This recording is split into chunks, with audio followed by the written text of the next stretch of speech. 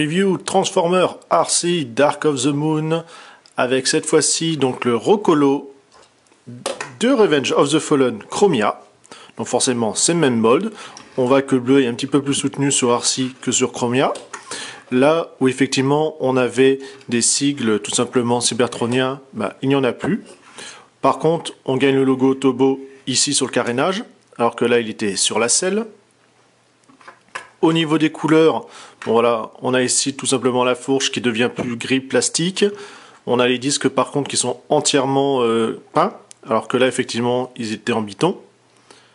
Bon, et voilà un petit peu ici, une petite couleur un petit peu dorée, alors que là effectivement c'est bleu. Ceci, donc vous pouvez mettre effectivement soit derrière, soit en dessous pour poser la moto tout simplement, ou utiliser même la béquille. Hein. Donc ça effectivement c'est exactement le même. Donc ça, ce qui était en partie chromé, c'est un Gundam marker que j'ai utilisé.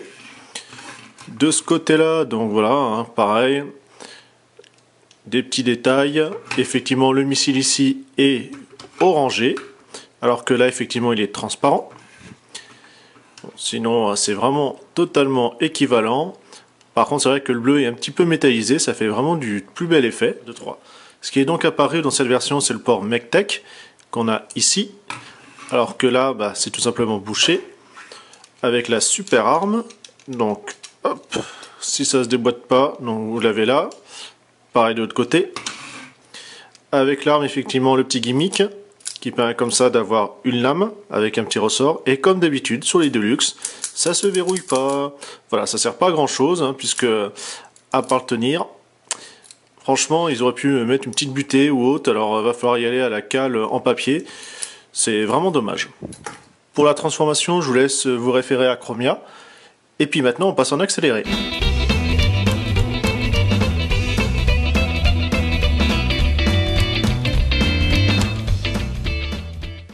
Alors forcément, le petit truc sympa quand même en plus, ça va être le petit logo Tobo qui est apparu ici. Sinon, c'est exactement un copier-coller, normal, c'est le même mold. On voit effectivement l'arme que je vous parlais. Donc on peut voir son visage, voilà, un tout petit peu plus détaillé. Voilà, disons qu'il y a un peu plus de couleurs différentes. Ça passe quand même un petit peu mieux. Comme vous pouvez voir, comme je vous parlais tout à l'heure, la peinture un petit peu métallisée, effectivement un peu comme les United à l'heure actuelle. Ça fait vraiment son effet. Là, c'est le petit plus quand même, ça fait quand même moins plastique. Donc par contre, autant j'avais un gros souci avec Chromia, ici ça avait tendance à facilement se déboîter, là ça tient à peu près correctement. Bon, faut faire attention, c'est quand même pas mal. Après voilà, les bons points, les mauvais, exactement comme Revenge of the Fallen. On voit ici la tâche effectivement pour former la pseudo-fusion des trois que j'ai pu vous montrer, qui est vraiment pas du tout officielle et pas GG, mais bon, les mêmes plus, les mêmes moins, comme je vous disais, avec toujours